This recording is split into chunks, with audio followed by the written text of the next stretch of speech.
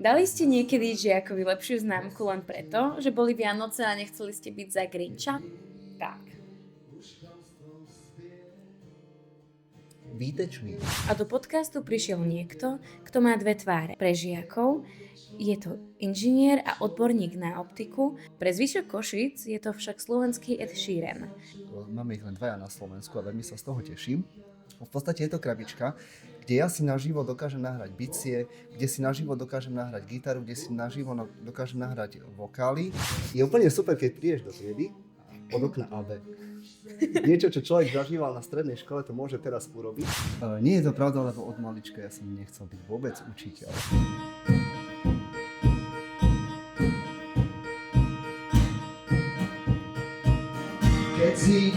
Toto bol Martin Brečko v podcaste Mojza Talks. Keď nebudeš sám, zapáliš vo tme vianočné znamenie. Hovorí sa, že Vianoce sú najmä o tom, čo vidíme v očiach druhých. Ale čo ak sa na Vianoce pozrie niekto, kto o očiach vie úplne všetko?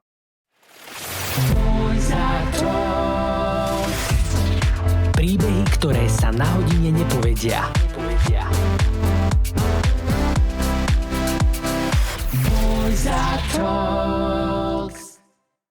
Vitajte pri špeciálnom vianočnom vydaní podcastu Mojza Talks.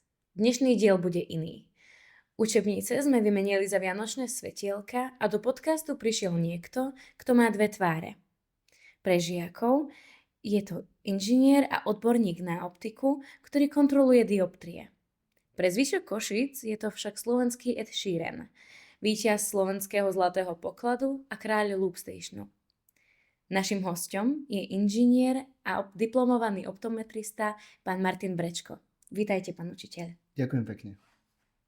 Poďme hneď na začiatok zbúrať jednu predstavu. Mnoho študentov si myslí, že učitelia sa rodia s triednymi knihami v rukách. Je to pravda? Nie je to pravda, lebo od malička ja som nechcel byť vôbec učiteľ. A aký bol váš úplne prvý vysnívaný job, keď ste boli ešte chlapcom? Stále som chlapcom. A môžem povedať asi ako každý jeden som chcel byť policajt alebo prípadne hasič a nejakým spôsobom pomáhať ľuďom, proste robiť niečo, čo má nejaký ten prospech pre všetkých ostatných a niečo, čo ma bude baviť. Ale ono sa to potom nejako vyvrbilo, človek vyštudoval nejaké školy a nakoniec robím učiteľa. Verím, že to robím dobre. Spomínali ste teda rôzne sny. Vieme o vás, že ste možno robili aj iné veci pred učiteľstvom. Máte titul inžiniera, čo znamená techniku alebo ekonomiku. Z našich zdrojov sme sa dozvedeli, že ste vyštudovali ekonómiu a vraj vás veľmi baví. Ja si myslím, že ekonómiu by mal každý trošku takým spôsobom okúsiť. A je to z toho dôvodu, lebo ekonomika, ktorú som študoval na ekonomickej univerzite, finančné riadenie podniku, tak mala tam aj časť marketing a je to niečo, čo teraz využívam a čo ma naozaj baví. Takže z môjho pohľadu naozaj to má význam a tá ekonomika je super. A to môžu potvrdiť aj všetci moji žiaci, ktorých učím v 3. a v 4. ročníku. Dúfam, že to aj urobíte.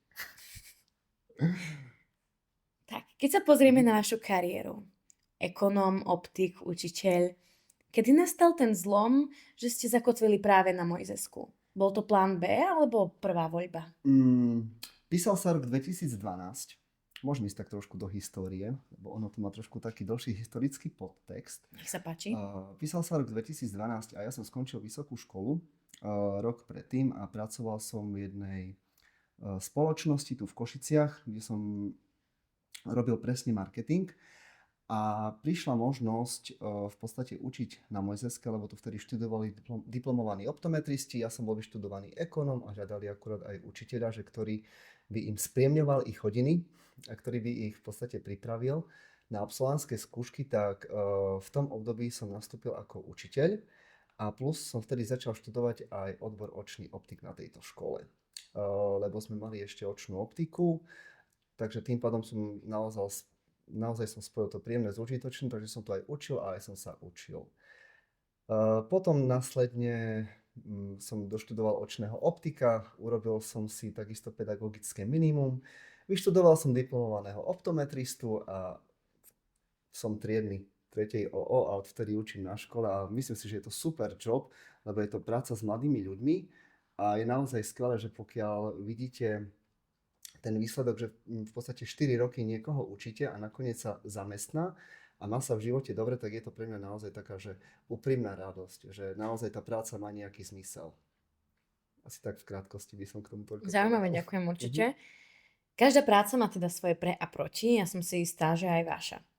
Čo je na vašej práci to, čo vás najviac naplňa, váš najväčší úspech a naopak, čo je tá temná stránka, o ktorej na pedagogickej fakulte neučia? No, čo mňa najviac baví, hlavne tá práca s tými deckami a v podstate, keď vidím, že ako sa naučia letovať, ako sa naučia opraviť okuliare, ako sa vzdelávajú a ako sa naozaj každý rok posúvajú ďalej. Taká tá negatívna vec, EduPage o 8:30 večer mamičky píšu a volajú oteckovia, takže to je v podstate stále tá nejaká komunikácia s rodičmi a treba naozaj vedieť niekedy aj ustriehnúť tú situáciu v triede, aby všetko bolo v poriadku. Ste medzi takými možno aj mlynskými kameňmi, aby ste vedeli, že áno, v tej triede viem to nejakým spôsobom ustriehnúť, aby všetko do seba zapadlo, aby aj všetky v podstate nejaké nariadenia boli dodržané. Takže to je takéto úskalie učiteľa. Ale je to krásna práca, ja to každému odporúčam, kto má veľa času a kto chce naozaj pracovať s mladými ľuďmi a chce ich niekde v živote posunúť. A vidím, že ešte šediny nemáte, takže asi práca s mladými ľuďmi aj mladým robí vás. A baví vás to? A samozrejme už ste povedali, že áno, ale ešte povedzte nám k tomu viac. Je to super práca, lebo v podstate tí mladí ľudia vám priamo dajú feedback, že ako učíte. Je úplne super, keď prídeš do triedy a od okna AB. Niečo, čo človek zažíval na strednej škole, to môže teraz urobiť. Pre vás je to možno dobré, Áno. ale iba pre vás. Je to splnený sen.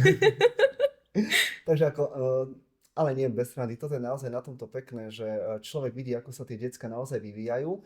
Komunikujem s nimi, riešime aj nejaké životné situácie. Vieme byť pre tie deti aj, alebo žiakov, aby som sa správne vyjadril, vieme byť pre nich naozaj nejakou tou oporou, vedia sa nám vyrozprávať, vieme im nejako pomôcť. Čiže je to hlavne o tej komunikácii a mňa veľmi baví komunikácia a práca s ľuďmi. Takže preto je to pre mňa naozaj že skvelý job. A baví ma to. Baví ma to. Keby ma to nebavilo, tak to nerobím, lebo ja hovorím, v živote robte naozaj to, čo vás baví, vtedy to nebude pre vás práca, ale bude to koníček. Dosť bolo vážnych rečí. Keďže sú Vianoce, mám tu pre vás vianočnú schránku pravdy. Sú v nej listočky a vy si jeden vyťahnete, podáte mi ho, ja vám prečítam otázku a musíte na ňu úprimne odpovedať, ale že 100%, nie že 100%, 1000% úprimne odpovedať. Zo srdiečka. Áno. Upozorňujem, že sme tam dali otázky, ktoré môžu byť aj náročné na odpovedanie. Takže ak odmietnete odpovedať, alebo sa budete z odpovede vykrúcať, tak na vás čaká trest. Musíte zjesť celý plátok citróna bez toho, aby ste spravili akúkoľvek grimasu. Ale že akúkoľvek. Tak, ste ready? Myslím, že áno, bude to zaujímavé. Ťahajte. OK, tak poďme na to. Z takéto mikulášskej čiapky. Samozrejme. Nech Z čoho páči. iného? Tak.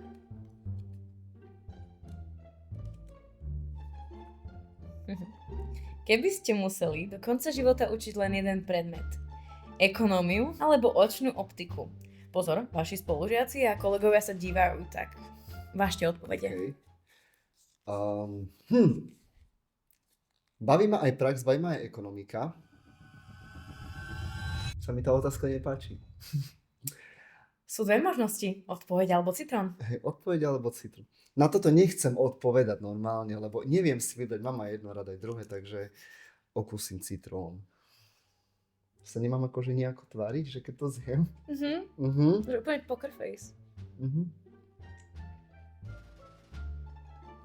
No, poriadne. Celý.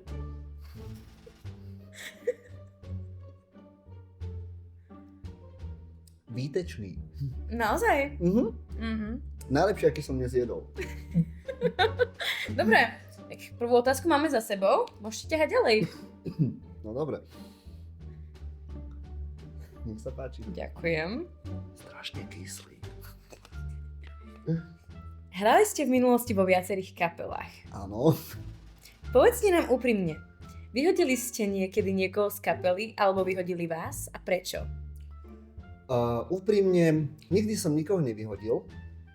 Väčšinou ľudia odchádzali sami. Ale bolo to z rôznych dôvodov. V podstate nemali čas. Mňa nevyhodili, takže je to celkom príjemné.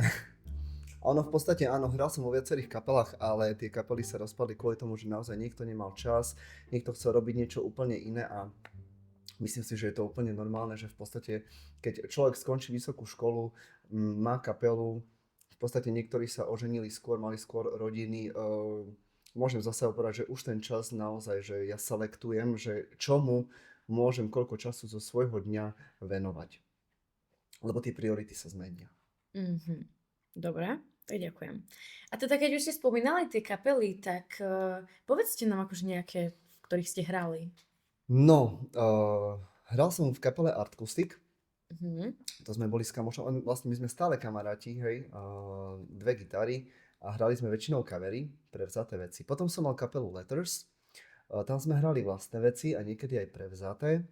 Potom ešte predtým všetkým bola kapela Fictive Mary, to neviem, či ste o tom niekedy počuli. Nie. Fictive Mary bola taká rocková kapela, tam som hral na gitare a robil som takisto druhý hlas. To sme tam boli v podstate gitarist, no ja som bol ako gitarista, bol tam basák, spevák Marek Lacko, bubení, akože bolo to super, boli to začiatky. Si pamätám, že my sme jeden čas išli na koncert, a to sme išli z Košic, počúvajte, to sme išli do Šurian, to je pri Nitre, normálne vlakom na prestup. A to bolo, že úplne podľa mňa najkrajšie časy, že, čo bolo, lebo naozaj to sú proste tripy, my sme nasadli na vlak, gitára, vetrovka, rúbsak a sme išli zahrať hodinový koncert do Šurianu, kde sme prespali potom na jednom dome. Vrátili sme sa na druhý deň cez Bratislavu domov, lebo nám ešte meškali vlaky, ale bolo to skvelé, akože ja na to strašne rád spomínam. Vieš, ako išlo vajce na vandrovku. Áno, a takto išlo 5 chalanov na vandrovku. A bolo to naozaj, že super, akože ja na to extrémne rád spomínam. No, dobre, super. Nie, lebo ja hovorím, človek, pokiaľ zbiera takéto zážitky, potom mám z čoho naozaj že žiť a mám čo povedať aj svojim deťom a takisto aj vám, milí posluchači. Samozrejme. Áno, takže boli to zaujímavé časy. Takže odporúčam každému. OK. Zaujímavé. Páči sa ti naša show? Klikni na odber a zvonček, aby ti nič neušlo. Nájdeš nás aj na Instagrame a TikToku. Nech sa páči, je to vaše. OK, a teraz hrám sám. Teraz solo. Áno. No, No, čujme. čujte. Dali ste niekedy žiakovi lepšiu známku len preto, že boli Vianoce a nechceli ste byť za Grinča? Ježiš, aký dobrý citrón.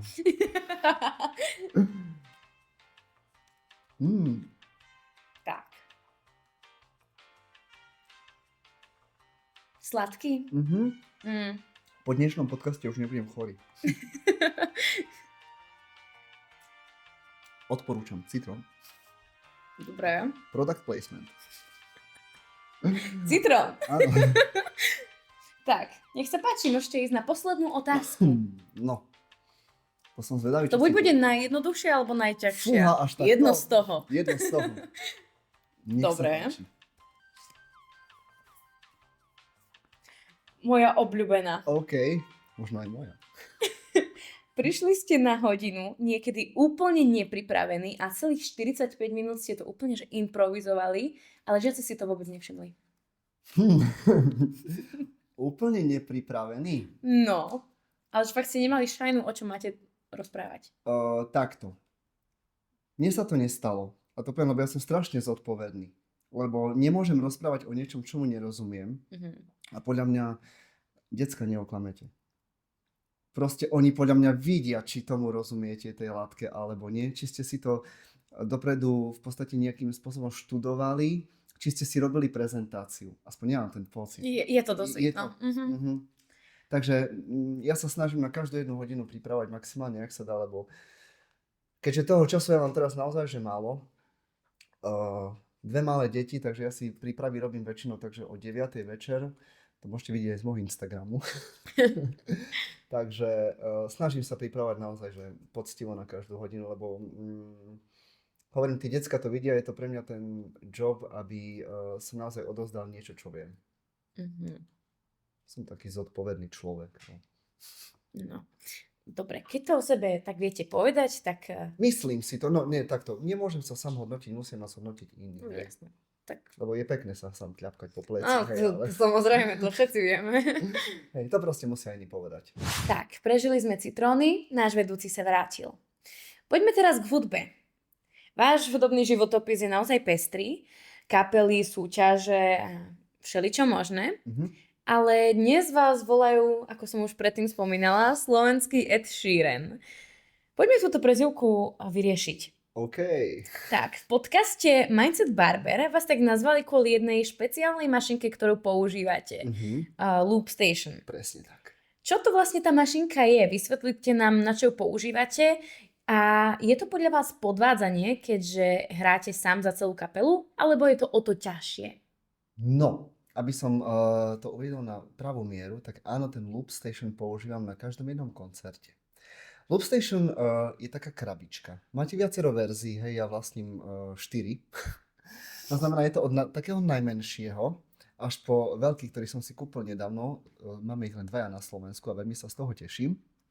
V podstate je to krabička, kde ja si naživo dokážem nahrať bicie, kde si naživo dokážem nahrať gitaru, kde si naživo dokážem nahrať vokály a tým pádom viem to ovládať s nohou a viem znieť ako celá kapela na pódiu. Počas mojich mám viacej ako 200 koncertov za sebou, hej, v podstate za celú moju kariéru. A stretol som sa s tým, že áno, ľudia si myslia, že hej, ty si to tam všetko prednahráš doma. Vôbec to tak nie, lebo každý jeden koncert mám tak, že ja si tam naživo pred ľuďmi všetko nahrávam. Aj to vysvetľujem, robím takú osvetu ešte aj na svojich koncertoch, aby si nemysleli, že to je dopredu nahraté. Darí sa mi to, ale nie každý to nejakým spôsobom akceptuje. Ale hovorím, je to taká diera na trhu, lebo keďže som aj pred chvíľkou spomínal, že ja mám naozaj toho času málo, tak tým pádom, že ja ten Loop Station využívam, môžem na ňom cvičiť doma, tak môžem cvičiť vtedy, kedy ja potrebujem a nie som závislý od iných ľudí. Tým pádom je to pre mňa naozaj, že je to independent, je to to, čo ja potrebujem a čo využívam. Hej. Som mobilný, čiže nie je s tým žiadny problém. Len má to výhodu, že presne to, čo ja si tam nalupujem, to tam bude. Ale taká veľká nevýhoda je, že keď ja sa v tom lúpe pomýlim, tak je to problém. Človek musí mať naozaj dobrý timing a musí vedieť, že kedy mám šľapnúť na ten pedál, aby tam nebol nejaký presah niečoho, takže je to trošku aj také, že človek musí s tým cvičiť a musí naozaj si celú tú pesničku tak vymyslieť, aby to toho diváka naozaj bavilo, aby to pre neho nebolo také, že prvá pesnička znie rovnako, druhá pesnička znie rovnako. Hej. Takže je to naozaj okolo toho celá, som povedal, taká mágia a celé to vymýšľanie. Hej, OK. A či podvádzam? Ja som vlastne neodpovedám na všetky otázky, teraz keď si uvedomujem. Ja na toto čakám. Nie je to podvádzanie, lebo je to v podstate, som povedal, že svalová pamäť, čiže tým pádom ja si trénujem aj nohy. A naozaj je to vymýšľanie, to kreovanie tej pesničky počas koncertu. Niekedy sa mi aj stalo, že mi povedali, že zahraj túto. Napríklad to bolo niečo, myslím, že od kapely Hex. Teraz ja si musím v hlave prejsť, že ako tá pesnička znie a musím vymyslieť za pochodu, že ako ju nalupujem, aby sa to tým ľuďom páčilo. Hej. Takže je to naozaj podľa mňa extrémne kreatívne. A keby ste sa mali vrátiť naspäť a zase fungovať bez toho loopru, tak ako by ste to zvládali, alebo zvládli by ste to? Dosť som na ten looper naučený.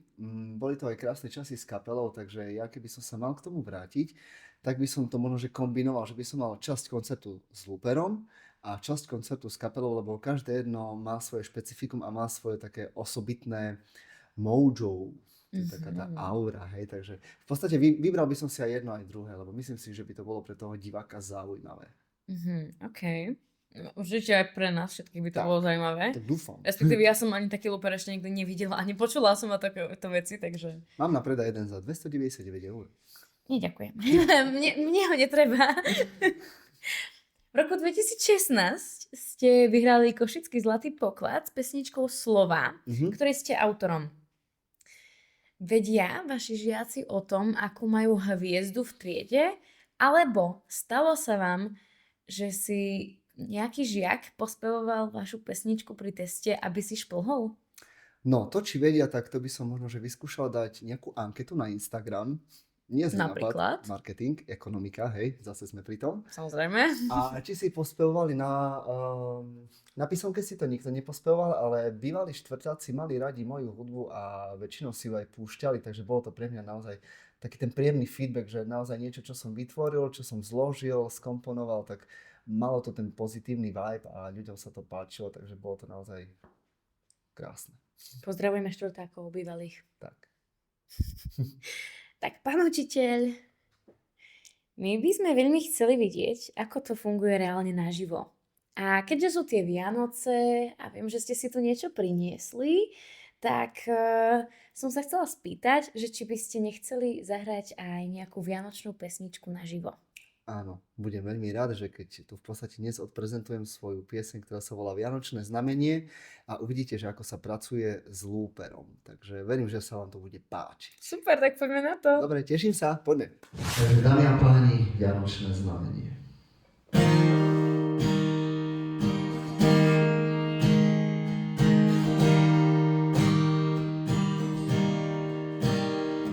Keď nastane vo svete mier, keď nevíde už klamstvom spier, keď nik viac nebude hľadovať, keď bude človek človeka milovať.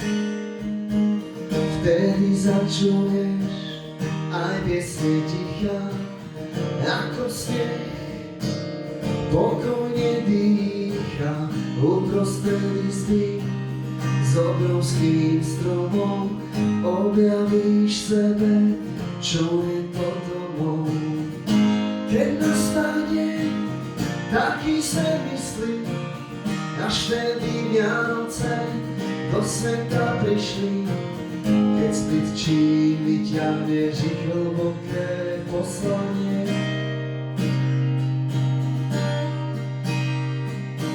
Svetlo zažiaria ulice jasne, pocítiš dobro, čo zrodili jasle. Zapáliš vo tme vianočné znamenie.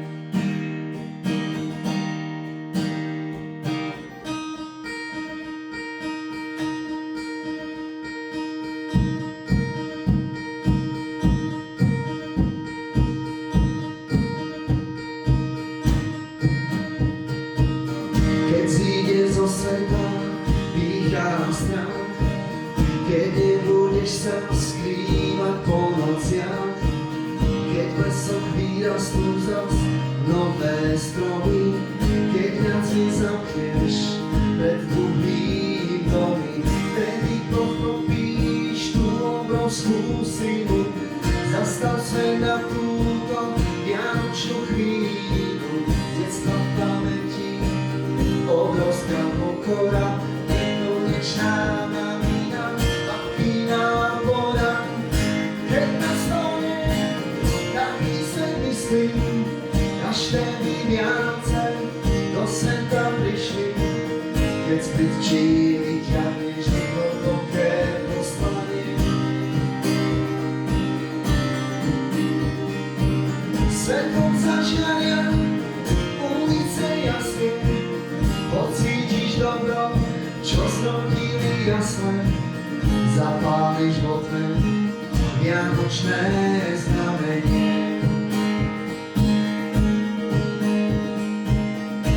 Keď nastane taký sen myslí, až vtedy Vianoce do sveta prišli.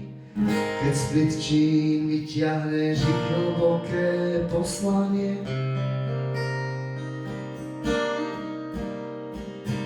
Svetlom zažiaria ulice jasne, pocítiš dobro, čo zrodili jasle, zapáliš vo tme vianočné znamenie.